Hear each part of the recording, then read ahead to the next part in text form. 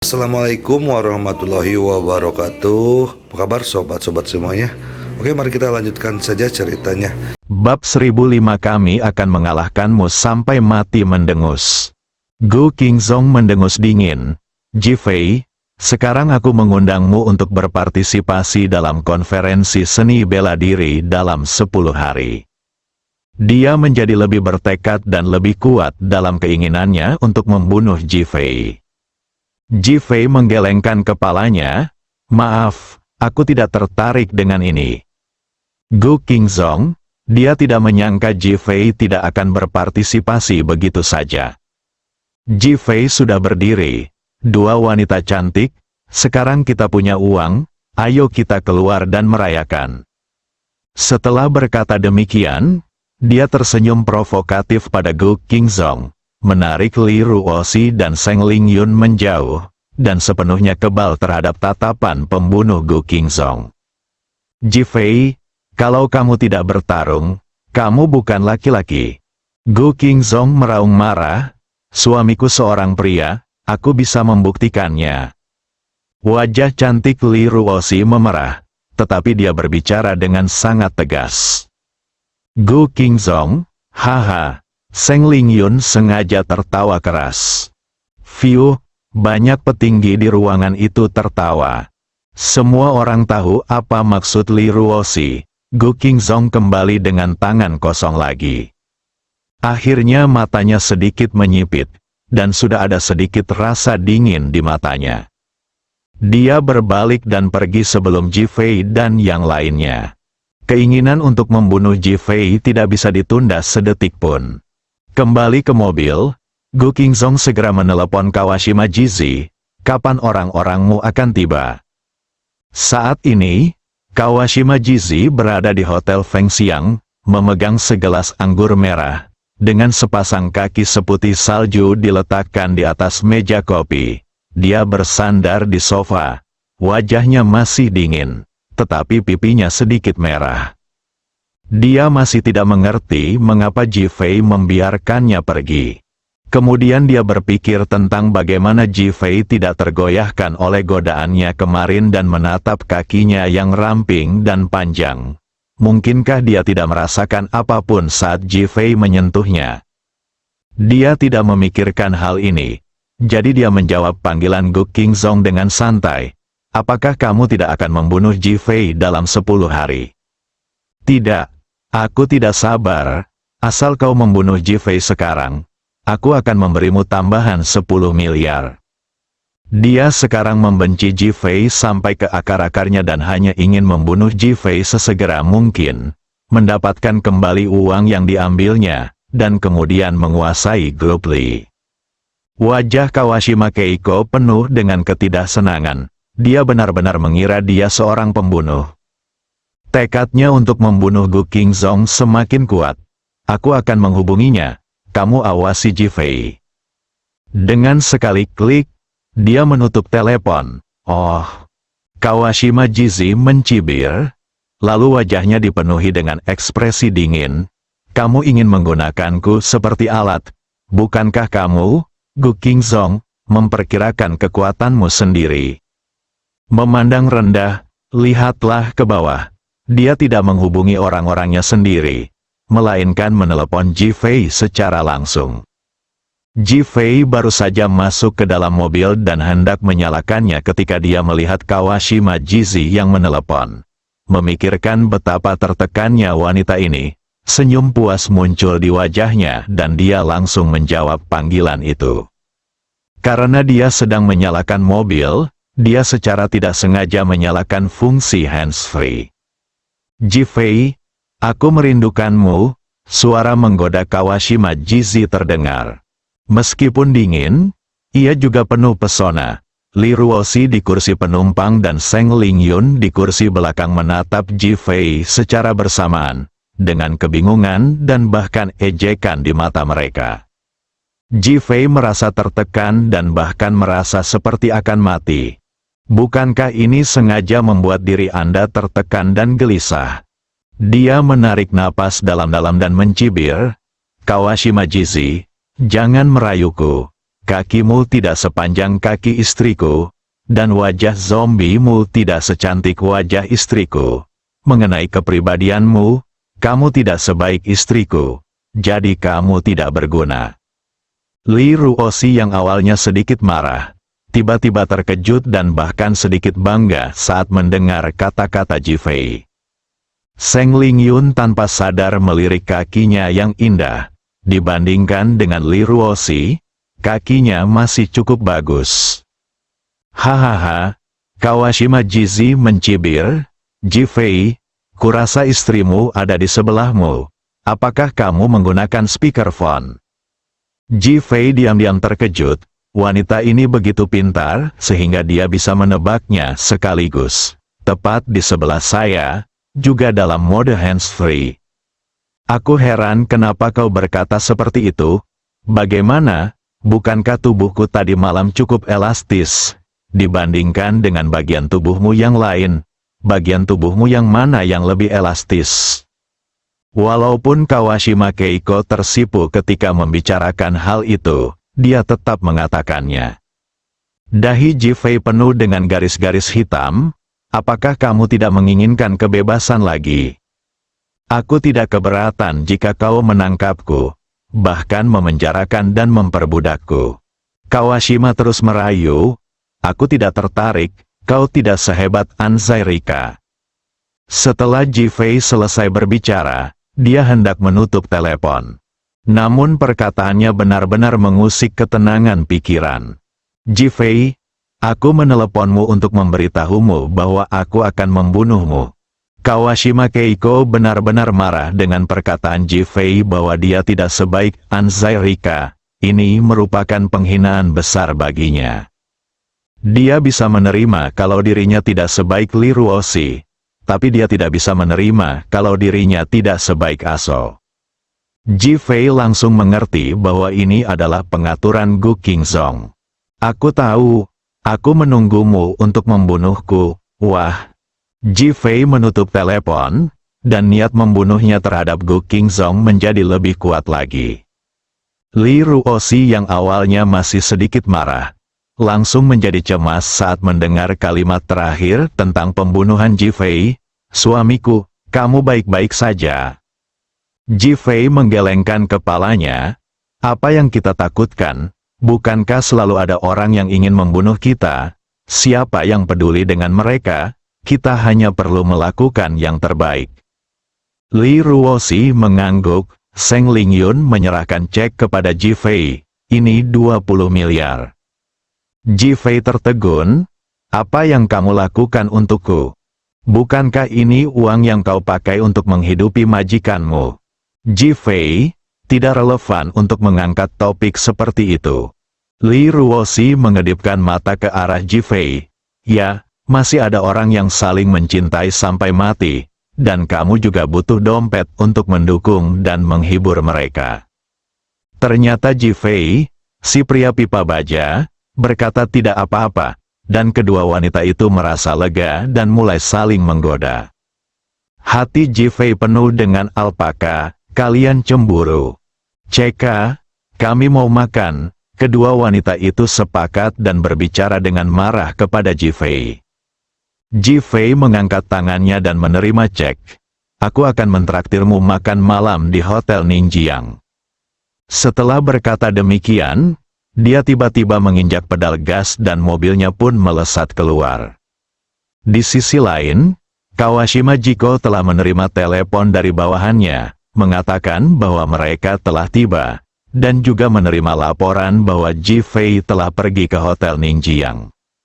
HMPH, apa yang ingin kau lakukan dengan menemukan dua wanita? Aku akan memastikan kau tidak akan mendapatkan kedamaian. Mata Kawashima Jizi dipenuhi dengan seringai, lalu dia bergumam pada dirinya sendiri. Jifei, karena kamu menganggap pembunuhanku kepadamu adalah sebuah lelucon, ini mungkin kesempatan terbaik untuk membunuhmu, dan aku tidak akan melewatkannya. Dia langsung memberitahu pihak lain untuk mengawasi Jifei. Dia sudah bergegas ke Hotel Ningjiang dan tiba sebelum Jifei untuk mulai membuat pengaturan. Bertekad untuk membunuh Jifei, Hotel Ningjiang. Ji Fei, Li Ruoxi, dan Seng Lingyun meminta ruang pribadi kecil. Mereka bertiga duduk dan mulai memesan makanan. Tak lama kemudian, meja itu dipenuhi dengan hidangan lezat. Ji Fei langsung menuangkan segelas anggur. Ayo, mari kita rayakan. Li Ruoxi dan Seng Lingyun juga sangat senang. Bagaimanapun, mereka telah membuat Gu Qingzong kesal hari ini dan juga menghasilkan uang. Bersulang, kedua wanita itu tertawa dan berteriak, lalu menghabisinya. Ji Fei tidak minum, tetapi hanya menatap kedua wanita itu. Kedua wanita itu tercengang, "Mengapa kamu tidak minum?" "Saya minum karena saya senang mendapatkan uang untuk menafkahi seorang wanita. Mengapa kamu juga begitu senang?" Li Ruoxi dan Seng Lingyun terdiam dan menatap Ji Fei, tidak tahu harus berkata apa. Momen selanjutnya, "Kami akan menghajarmu sampai mati." Kedua wanita itu menerkam Ji Fei. Ji Fei meluncur ke bawah meja. Bab 1006 terungkap ledakan. Aduh, kedua wanita itu kehilangan sasaran dan malangnya dahi mereka saling berbenturan, menyebabkan mereka menjerit kesakitan. Ji Fei sudah meletakkan tangannya di perut bagian bawah kedua wanita itu, lalu mendorong mereka ke kedua sisi. Kedua wanita itu mundur dari kursi mereka, sambil mengeluarkan suara keras saat bergesekan dengan tanah. Ji Fei sudah merangkak di bawah meja, kemudian, mata Ji Fei bertemu dengan sepasang mata di bawah meja. Walau terhalang taplak meja, mereka masih bisa melihat mata hitam dan cerah masing-masing. Ketika orang-orang di bawah melihat Ji Fei, mereka semua terkejut. Ada senyum tipis di mata Ji Fei, senyum yang bahkan sulit dibayangkan oleh wanita. Detik berikutnya, wanita itu ingin melarikan diri. Tetapi Ji Fei menarik pakaiannya dan berkata, "Kawashima Jizi, kamu tidak bisa lari." Sambil berbicara, Ji Fei menariknya keluar. Dua orang keluar. Li Ruoxi dan Seng Lingyun baru saja berdiri dari kursi mereka dan menatap Ji Fei dengan amarah di mata mereka. Hasil kedua wanita itu tercengang melihat Ji Fei benar-benar membawa Kawashima Jizi keluar. "Apa yang sedang terjadi?" Li Ruoxi bertanya langsung. Ji Fei mengangkat bibirnya dan menatap Kawashima Jizi. "Kau menyuap pelayan hotel, kan?" Kawashima Jizi tidak takut saat ini, tetapi matanya penuh dengan keterkejutan. Dia tidak pernah menyangka Ji Fei akan menemukannya dengan mudah. Menatap Ji Fei, "Kamu, bagaimana kamu tahu aku ada di sini?" Li Ruoxi dan Seng Lingyun juga memandang Ji Fei dan bertanya.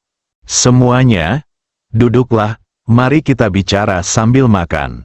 Setelah Ji Fei selesai berbicara, dia duduk, mengambil sayap ayam dengan sumpit dan meletakkannya di piring Li Ruoxi.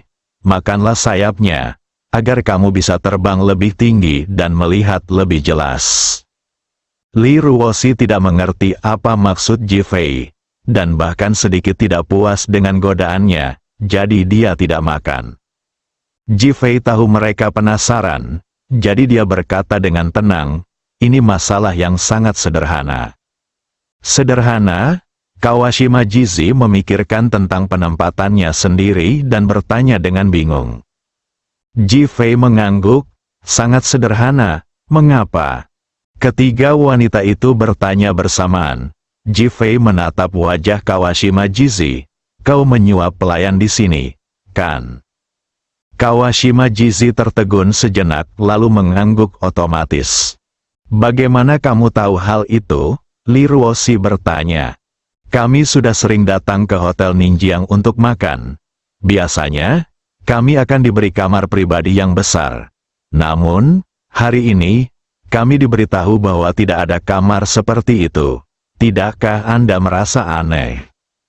Li Ruoxi dan Seng Lingyun tertegun sejenak, lalu mengangguk, mengatakan memang begitu. "Apa hubungannya itu dengan apapun?" Kawashima Jizi bertanya lagi dengan bingung. Dan ketika aku datang, aku melihat banyak ruangan pribadi yang besar kosong dan tidak ada yang menggunakannya. Bukankah itu lebih aneh lagi? Jifei bertanya balik sambil tersenyum. Anda? Kawashima Jiko sedikit tertekan, ini adalah rencananya. Namun dia tetap tidak mau menyerah dan melanjutkan. Mengapa tidak bisa karena sudah dipesan, atau memang tidak ada yang datang? Jifei mengangkat bibirnya dan berkata, penjelasan ini sangat normal dan bisa dimengerti, tetapi masalah lain telah muncul. Apa masalahnya? Jifei menatap Kawashima Jizi yang terkejut dan berkata sambil tersenyum, kamu wangi sekali. Aroma saya? Kawashima Jizi merasa seperti mendengar lelucon dan bahkan menundukkan kepalanya untuk menciumnya. Bahkan Li Ruoshi dan Seng Lingyun pun tercengang. Jifei mengangguk, itu aroma tubuhmu, di antara kalian bertiga, istriku beraroma mawar, Seng Lingyun beraroma melati, dan aroma bunga sakuramu adalah yang paling istimewa. Tidakkah menurutmu mudah untuk mengenalinya? Jifei tidak mengatakan kalau kemarin kamu duduk telanjang di pelukanku. Bagaimana mungkin kamu tidak bisa mencium aromanya dengan jelas? Bahkan ketika dia kembali ke rumah kemarin, dia butuh waktu lama untuk membersihkan wangi di tangan dan tubuhnya karena dia khawatir Li Ruoshi akan cemburu. Aku tidak bisa mengatakannya, Kawashima Keiko merasakan kegagalan yang kuat. Dia menelepon Jifei. Kesombongan Jifei membuatnya sangat marah. Jadi dia ingin menghukum Jifei.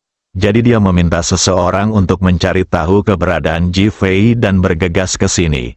Seperti yang dikatakan Jifei, dia menyuap pelayan agar Jifei tidak dapat menemukan kamar pribadi dan akhirnya datang ke sini.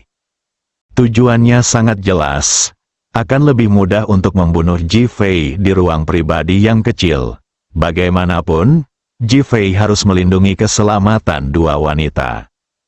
Dia bersembunyi di bawah meja, berencana menunggu sampai Jifei dan yang lainnya minum, atau bahkan sampai Jifei menjadi bernafsu, sebelum mengambil tindakan.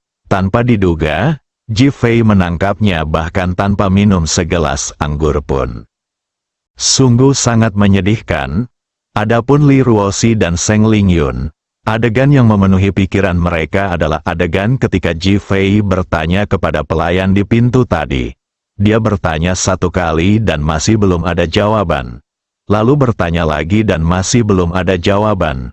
Dan akhirnya mengatakan kepadanya bahwa ini adalah satu-satunya jawaban. Dan memang begitulah adanya. Kedua wanita itu semakin mengagumi kepintaran Jifei dan sangat terkesan padanya. Ayo makan, kalau kau ingin membunuhku, kau pasti tidak akan bisa melakukannya dengan levelmu saat ini. Jifei menatap Kawashima Jizi dan terus menggoda sambil tersenyum. Kawashima Jizi benar-benar tidak rela, bahkan sangat tidak senang. Tetapi dia tetap duduk. Jifei, apakah kamu memiliki konflik sengit dengan Gu Qingzong hari ini?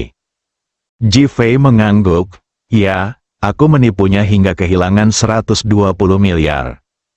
Engah, Kawashima Jizi langsung menyemprotkan anggur yang baru saja diminumnya.